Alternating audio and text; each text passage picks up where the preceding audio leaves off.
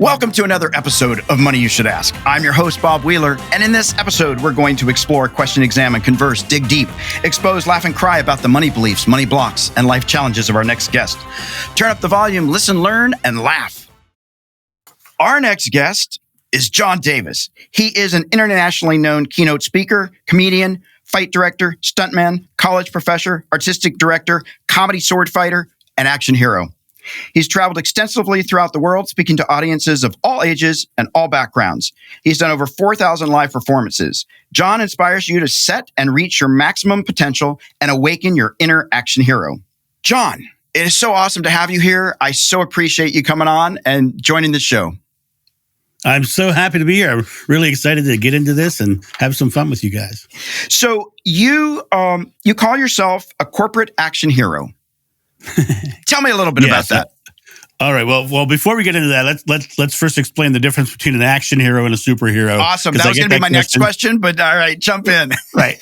Let me kind of throw it out there. See, action heroes are ordinary individuals who create extraordinary results in service of others. And a superhero is someone who wears their underwear on the outside of their pants, was irradiated by some sort of goo, and probably has superpowers. That's the main difference. What's really cool about COVID and all the stuff we're going through right now is the fact that we don't know where we're wearing our underwear because of cameras. Love it. Exactly. If we're wearing underwear. Exactly. I could be wearing feathers for all you know. Exactly. At this point. But I call myself the corporate action hero because after years of doing all of that work, I discovered that I was really enjoying helping people, awaken that power within themselves that I found in myself. And so I just started taking it out into the corporate world and then became a corporate speaker. And one of the neat things that I do when I go into my corporate speeches is I use bullwhips and nunchucks and crazy things like that. And I actually, the finale of one of my big speeches is I'll drag someone up on stage, and in under 5 minutes time, they will learn to crack a whip and take targets out of my hand. Wow. That's pretty awesome. That's pretty trusting. It's pretty cool. That's well, so yeah, awesome. Well, it's interesting. It literally is. I really trust the inner power of the person on stage because it literally is them taking their power and basically hacking their mind, hacking their fear. No, that's awesome. And when you were a kid, did you always want to be either a superhero or an action hero when you were young? When I was a kid, I wanted to be Errol Flynn. I wanted to do all the swashbuckler movies. And it was very interesting because many years later, I had the chance to work with a gentleman named Patty Crane, who was Errol Flynn's stunt double. So I had a chance to actually work with Patty and take some classes from Patty, which was really kind of cool. But yeah, I was always the kid with the stick in his hand that was a sword and swinging from trees with ropes and doing all kinds of crazy things as a kid. That's awesome. And when you first started sword fighting, it seems like it's a little scary. I mean, I know you don't work with blades initially. I think you...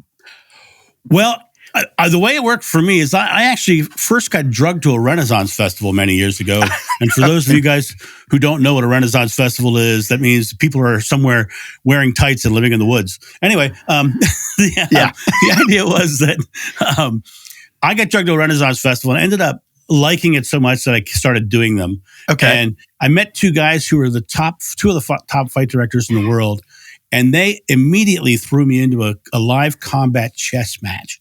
And so I went from having never done fights to doing 6 of them in one season. Wow. And it was amazing. And it was a fascinating moment to suddenly have a real sword in your hand.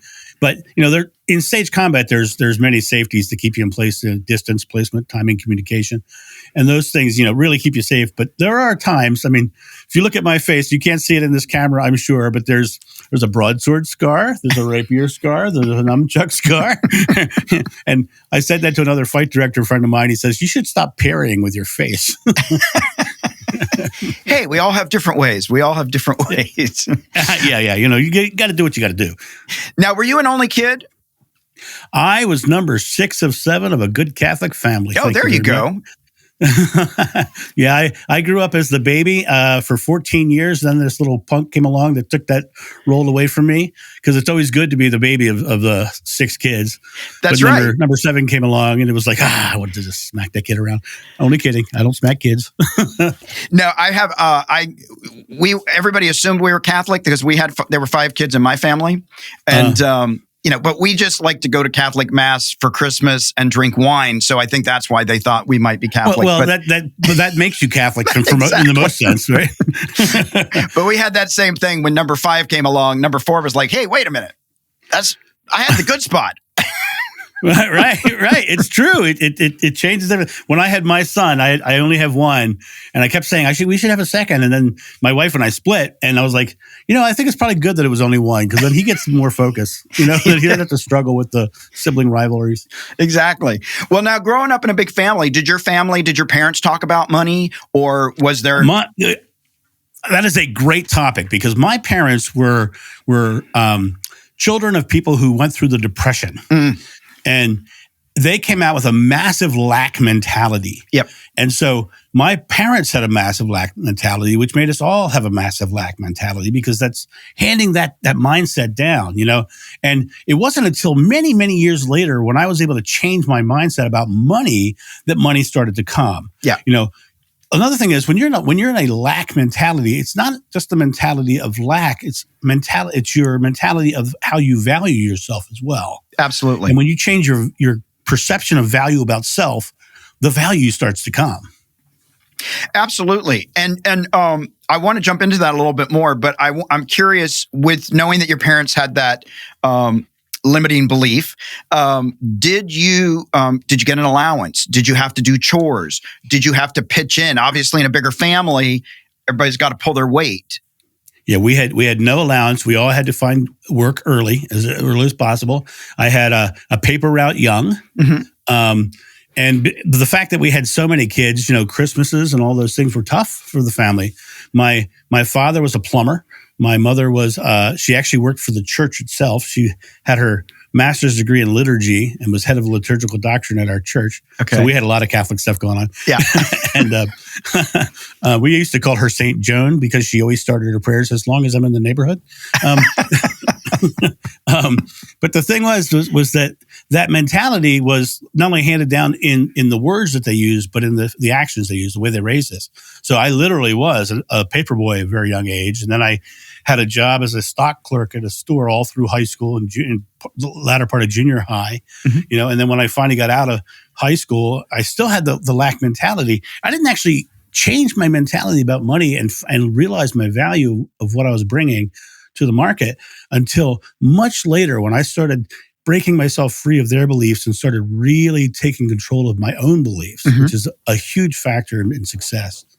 And did your parents put any expectations on you, like you need to go to Notre Dame or Boston College, or you need to be a certain, like what was the message as a kid, as expectation? Well, as a kid, I showed talent for art, mm-hmm. for drawing, and my mother's big thing was that you can't make money in art, mm-hmm. but because you can draw, you need to be an architect. Oh, well, okay. If you know the mental needs of those two professions, artists aren't mathematicians, right? And I am not that guy, right? The interesting thing is that by shifting, I went on to go to college for architecture, and I hated it. And I ended up going off and doing Renaissance festivals and loved it. Found myself acting and doing art and doing all kinds of amazing things, and suddenly found myself surrounded by people who were making a lot of money. Most people don't realize a lot of the vendors and things at those Renaissance festivals make a lot of money. Yeah. And many of them who aren't the traveling artisans, they make their year's worth of income in 9-10 weeks sometimes. Wow. And it's amazing to see that model of business, but then those people who take that same art and travel them to 6, 7, 8 fairs a year, now they're making major money, and then branching out and having booths in multiple fairs at once, and it ends up becoming a huge, profitable venture. No, that's awesome. I have some family members that are involved in Renaissance festivals, so they're big into that. So I live on the peripheral. I'll follow that. Now, what was the turning point for you to say, wait, I'm having a good time. I'm having fun. I want to follow my passion instead of draw buildings? Well, what was interesting is I started doing those Renaissance festivals. My father and I had a very bad relationship I mean, of the 7 kids, I was the one that he chose not to like. and, and that's not even, it sounds funny, but it's the honest to God truth. Yeah. I was the one who was beat up and drug out in the front yard and fist fights and, all kinds of stuff with my father. But what was interesting is that as I was going to those Renaissance festivals, I found a place where people were giving me positive reinforcement. Mm-hmm. And the more positive reinforcement I got at those places, the more I was building my own self-worth. Because your self-worth is going to show itself in your outer experience. Because if you believe you're worth nothing, you're not going to make any money. And if you believe you have value. So the more I started doing that work and I started giving back to my community, like my Hack and Slash comedy show, when I did the Hack and Slash comedy show, it went all over the world. It did amazing things. But when we first started that show, we just were trying to follow our passion. And there's an old saying by a motorcycle builder who's now passed away named Indian Larry. He used to say, if you do what you love, the money will come. Right. And as I started doing what I loved, I started getting more and more work, and I started getting more and more opportunities. And then one day, the Pentagon guys showed up at where I was performing, and they said, would you like to do USO tours? And I ended up going off and doing USO tours. And so that took me to 16 countries with the USO. And next thing you know, I'm getting known all over the world. And then that Hack and Slash show got really big. But then I realized the more I was valuing myself and creating more money into my experience, I discovered that I could help other people do that. Yeah. And so after the show, I would get off the stage and I'd sit in the audience for hours helping people get through their stuff. And next thing you know, I decided I need to take this to a broader audience. So I started doing corporate speeches and working with companies to bring their interaction hero out of their teams. That's so awesome. And I want to ask you specifically for the listeners to remind them is, it sounds like it doesn't just happen overnight, right? You don't go from, I have a bad mindset, let me change it. Boom. Oh, now everything happens, right? There still might be some doubt. I know I should move towards what I love, and it might bring more money. But tell me a little bit about that process for you. Okay. So that process, actually, one of the most pivotal moment in all of my whole life, I will say that.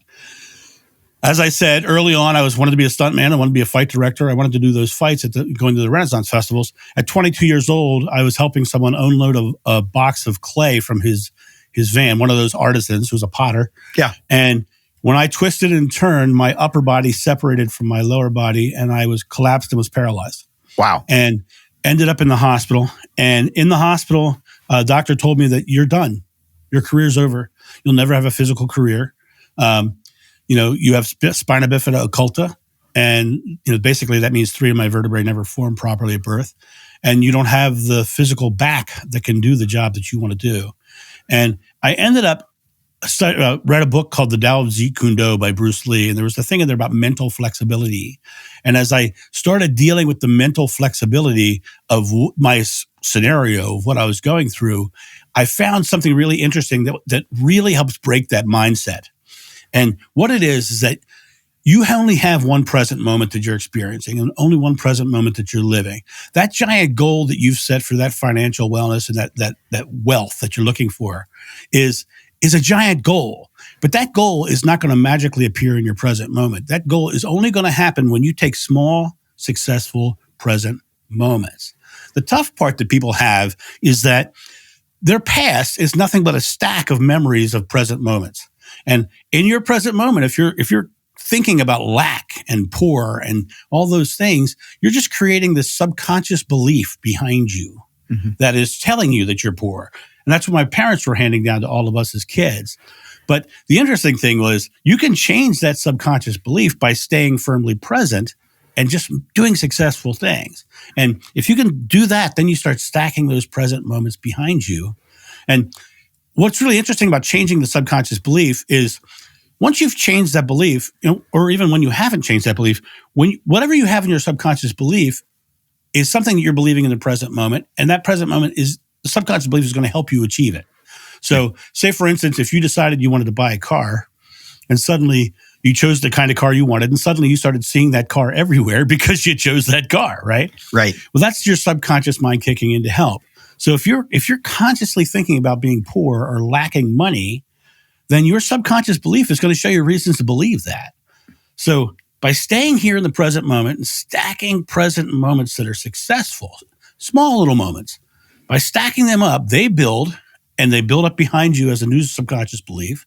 And then this thing that we're all trying to get to, that final wealth, that big monetary goal, that thing, we don't have to get to it. It's coming to us. Right. Determinative upon what we do right here and now. And so that's what I learned by having my back go out like that. Well, that is so awesome. And what I want to bring in, and I think it's there. You didn't emphatically state it, but it's consciously being aware of the present moment, right? That you've got to consciously be aware. You've got to be consciously aware. And one of the things when I work with people about trying to shift a mindset is getting them conscious and then trying to get a hiccup, what I like to call a hiccup, to break the pattern so that it's like, wait, no, I'm choosing, or in the past, and reframing so that we can start to shift that. And I'm just curious for you about that. I'm so glad you went there because words to me are the key factor to changing your subconscious mind. I took certain words out of my vocabulary. I took wanting, needing, hoping, and trying out of my vocabulary. I only say things that are present moment creative, not present moment destructive. So if I'm asking for wanting in my present moment, then I'm just going to see more reasons to want. Right. So as I changed those moments and said, I am receiving, I am creating new wealth. I am creating new avenues of revenue. I am creating passive income. That word I am creating is huge, Yeah. And it's interesting. I'm a student of all spirituality. I study Buddhism and Hinduism, Christianity, all that. And what I find really interesting was when you look in the Bible specifically, Jesus says, whatever you ask in God's name is granted. But Moses, when he climbed the mountain, said that God's name was I am. So if you're saying I am blank, you're asking. Yeah. And that you're going to get it, right? So I am wanting gives you more wanting. It's natural. So stay in the present moment and stay really clear about what you're creating in your present moment. Absolutely. I so believe in the power of words, and I really try to emphasize to people the power of even small words. The biggest small word is no. And it's either us taking in a no and then not moving forward, or it's us saying no to things that we don't want and setting healthy boundaries. And my other word that I really push to remove from people's vocabulary or use it sparingly is the word but. Because to me, that's such a negation. I want to be rich, but I'm really scared. So I try to hold both as true. I'm really scared and I want to have success. And I'm learning to do it differently versus, but I'm not capable, because it just feels like such a negation. Can I throw something in here? Absolutely. So what you said was absolutely perfect, because if you're not being creative in your present moment, it's because you're afraid of something. Yeah. There's a fear that's stopping you from doing it, right? And the interesting thing is people get in fear and they shut down. Right. And when they shut down, what they're actually doing is turning off their brain. Yeah. Because the body has a natural physical reaction known as the fight or flight response. When we have a fear response, the first thing we do is we gasp for air and we fill our lungs up. Most people, when they're afraid, they say, my chest is tight. I can't breathe. Well, it's not that they can't breathe. It's that their body is conserving air so they can run further and faster because it's a natural physical primal response. Actors in Hollywood, actors on stage are trained that if they forget their lines, they're supposed to exhale and relax all their muscles. And it shuts off the primal fight or flight response, and all the words come rushing back into their head, all the lines. It's the same thing when you're in a moment of stress and you're not taking an action in your present moment or creating something in your present moment. Exhale. Because no successful outcome has ever been achieved without change and without action. And if you're not willing to take an action, there will be no change. And so you have to make sure you're setting your fears aside just by exhaling. You just let it go. Absolutely. And I think it's so important, people talk about fight or flight. And I think, like, for my own personal self, I was right in the middle. I was frozen. And so I kept going, well, wait, I'm not fleeing and I'm not fighting. And I didn't realize that, oh, wait, there's this other piece. For me, there was this other piece of learning to become unfrozen so that I could then say, oh, I better run or I better move forward. Frozen stagnation is also a fear. Yeah. It's a fear of not moving forward and not going ahead. The interesting thing about the whole stagnation thing is that if you think about nature in general, if a stream is running wild down a hillside, it's full of oxygen, it's full of life, it's wonderful. Take that same water and you put it in the puddle and it becomes stagnant and the bugs start to lay their eggs in it. Yeah. It becomes poisonous. Right. So you have to remember that your life to be successful has to be a constant motion.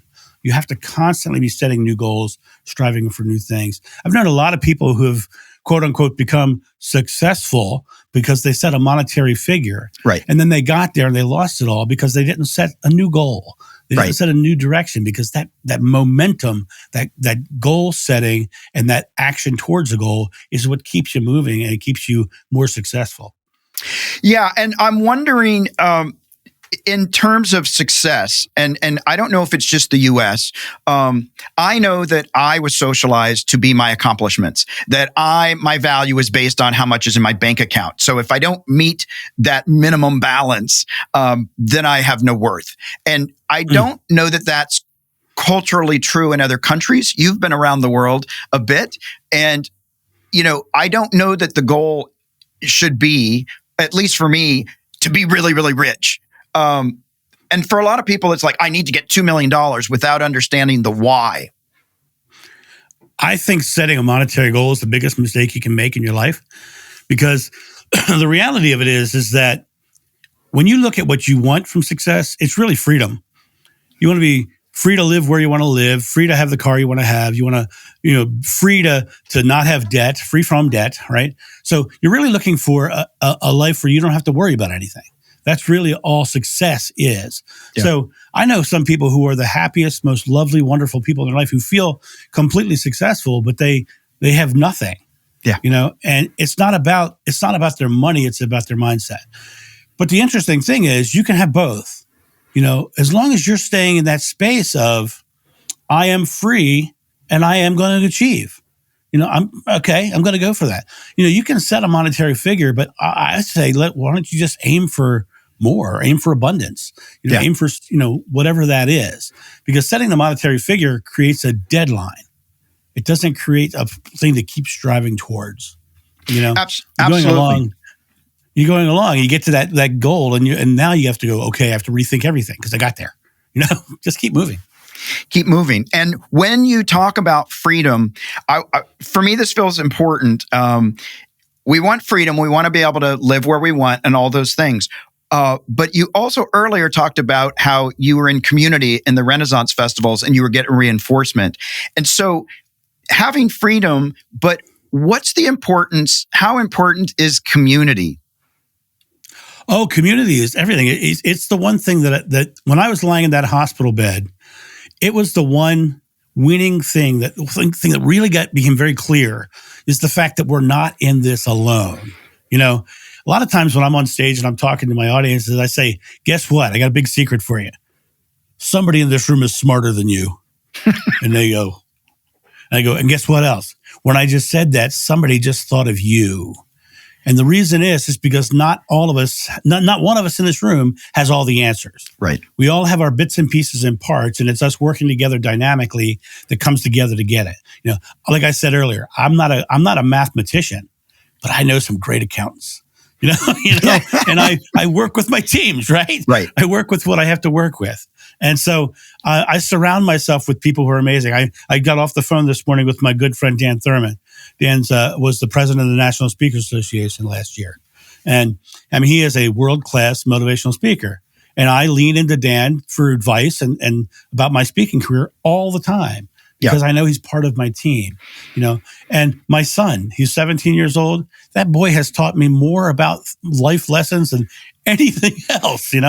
Your community is your power. Lean into it and realize that we're all in it together. Absolutely. I think one of the things, my experience of having traveled around the world is that in the U.S., I don't think we value community enough. I feel like we have enough wealth to isolate from the people that are undesirable or less than, and that we don't see that we're all actually connected, hence potentially the homeless problem in this country and other things like that. And so to me, it's so important that we understand that we don't have to do it alone. We can't do it alone. And we have an arm on each side to reach out. The tough part about the United States is that we're a consumer-driven society. Yeah. When I was in Egypt, I was traveling from Mount Sinai back to Sharm el-Sheikh, and I had these two Egyptian drivers, and they were really curious about Americans. One of the questions they asked me, why does America support Israel? And I stopped and I thought about it for a second. I said, you have to understand America. 99% of Americans are only worried about what movie's coming out this weekend and what's the next great thing they can go buy. Yeah. They're not thinking about the broader global picture. That's the way we are. In those smaller countries where big things like that are very in the air, open, like, in that area, bombs are flying around, right? Yeah, so absolutely. It's very front of the mind. Here in the United States, we're gifted in the fact that we are a consumer society. We're out buying things and doing things and doing all things and not even thinking about anything broader. And I think in the process of that, and now with COVID and the Amazon's truck pulling into your driveway every day, I think it's separated us even more. In some cases, it's made my family closer. Yeah, because we're all together. But it's broadened our society. And the speaking industry itself, I don't think it'll ever go back to where it was before. I think I'll be doing live events again, but I bet you a big part of my business will now be virtual because of it. Yeah, absolutely. And I think it's going to take a long time for us to feel comfortable being in large groups of people and should I be worried about that person and stuff like that? I do think this is going to have long term impact in many ways. Why is it important to you to what I guess I'll call pay forward? Why is it important for you to want to help those troops that came to you after the show? Because that's where the work is actually happening, right? The show brings them in, but the work happens after. Why is that why is that important? And what do you want your legacy to be? Well, my legacy is that I want people to remember me as someone who empowered them and helped them get forward. When I was in Iraq, I was in Ramadi, Iraq, and I had just finished the show, and a Marine walked up to me and he said, "Mr. Davis," he says, "this morning I was in a firefight, and this afternoon for 2 hours, I was able to forget all about that. Thank you for coming." Now, for the soldiers, to me, being able to go there and being a pressure release valve, they described Iraq as like the movie Groundhog Day, only imagine being in Groundhog Day, but every day someone's trying to kill you. Yeah. So by being able to go there and making them smile and laugh, I look at those guys from the perspective of they have volunteered to go anywhere in the world and defend me. It's the least I can do, right? Yeah. As far as what I said earlier about the community is your team, your dynamic, what you give back, you will get. Yeah. And so, I created the largest charity holiday event in Baltimore. It was the Hack and Slash Christmas special. We did 16 global clean water projects, sent 2 kids to Walt Disney World. We built a Habitat for Humanity home. We collected over 20 tons of food and clothing for homeless shelters.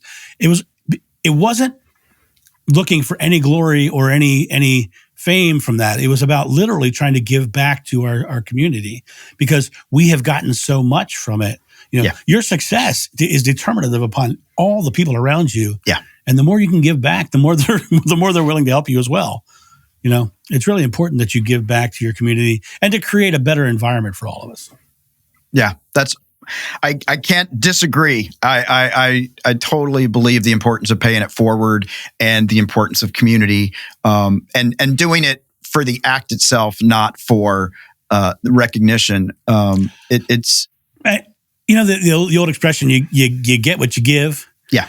When I was on that Egypt trip, I was treated like a prince everywhere I went because I was really excited to meet everybody and talk to everybody. And I treated everyone with great respect. While I was there, I ran into another American and he comes up to me and says, "Hey, are you American?" I said, yeah, sure am. He says, "Have you been having problems since you've been here?" I said, "No, everybody's been treating me like a prince." He says, "Everywhere I go, people want to fight me." 5 minutes later, I wanted to kick that guy's butt. I mean, he was a jerk, right? He was putting out that he was just a jerk. Yeah. And so he was getting that back. So if you're putting out giving good to your community, what happens is the community gives back. They remember you for that. But if you're looking for the praise for it, they'll remember that too. Absolutely. It's pretty obvious, even if it's not spoken. Right. People feel it. People feel it. Well, John, we are at the Fast Five moment of the show. I'm going to ask you these 5 questions and just whatever comes. What does your inner child want to be when he grows up? Less heavy than he is right now. Thin. How would your friends describe you? Jovial and goofy as hell. And what's the most unusual thing you've ever eaten? Most unusual thing I've ever eaten: chocolate-covered ants. Okay. Sweet and savory. Yeah, and crunchy. Yeah, they're very nice. Yeah. What's one thing you'll never do again? One thing I'll never do again. That's a tough one. There's very few things that I would never do again because I find that those experiences made me who I am. But if there's one thing I would never do again, it would be never marry my first 3 wives.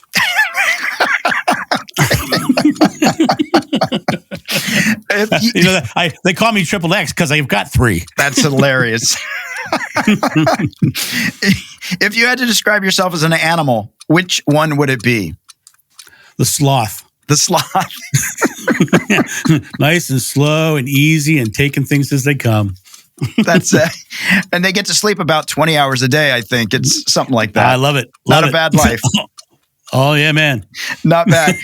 So we're at our sweet spot, our M&M moment, money and motivation. And I'm wondering if you have a practical financial tip or a piece of wealth wisdom that you can share with people that they can actually take away with them and activate. When you think about your future and you think about your future success, think about creating a solid foundation that is secure before you go into a larger financial risk.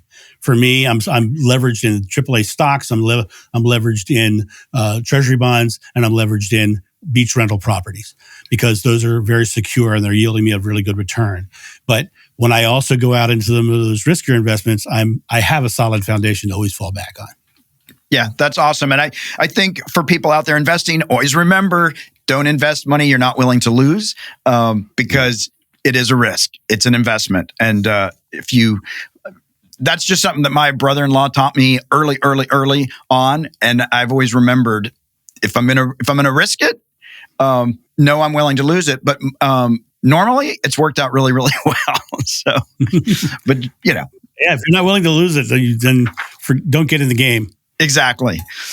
Well, John, this has been so awesome. And one of the things that I'm really excited about is the fact that you talk about mindset, that you talk about community, you talk about intentionality.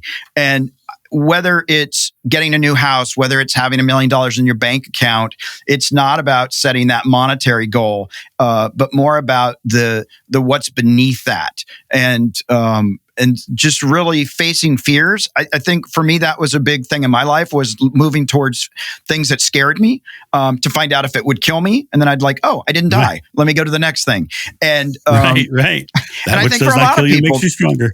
I think for a lot of people, I think there's that it's a life or death situation, even though somebody else might look at that and go, you're buying a car, it's not life or death. Or you're, right. But in that moment, when you're in that present moment, if you've lived with fear, or had experiences that reinforced fear, it's hard to get out of that mindset. But that it's possible to get out of that mindset, even though it may not happen overnight.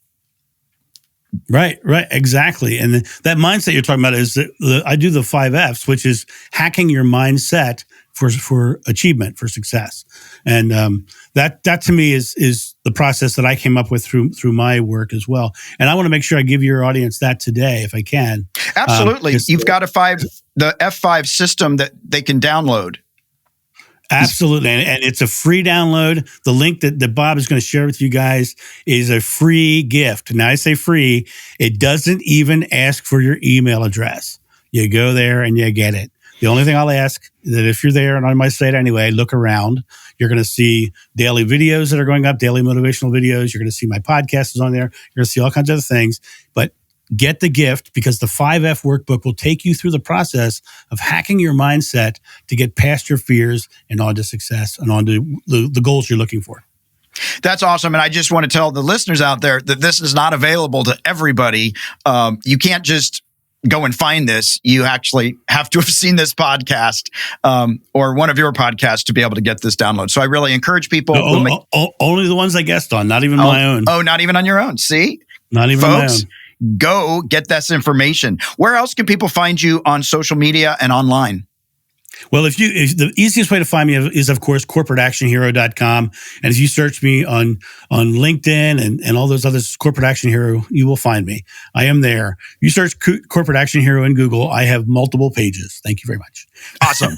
Well, we will put all that up. And I want to say to our listeners, please don't forget to share the love, like, follow, and share our Facebook, Twitter, and Instagram. Search for Money You Should Ask, all one word. Subscribe to this podcast on your favorite podcast player, or visit Apple Podcasts and search for Money You Should Ask, or click on the link in the description.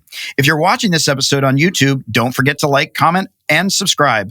For more tips, tools, or how to learn how to have a healthier relationship with money, visit themoneynerve.com. That's nerve, not nerd. John, thank you so much. It has been such a pleasure. I really think you brought a lot of value to our audience. Thank you. Well, thank you for having me. It's been an absolute pleasure. And let's all go out there and make successes and get more free. Absolutely.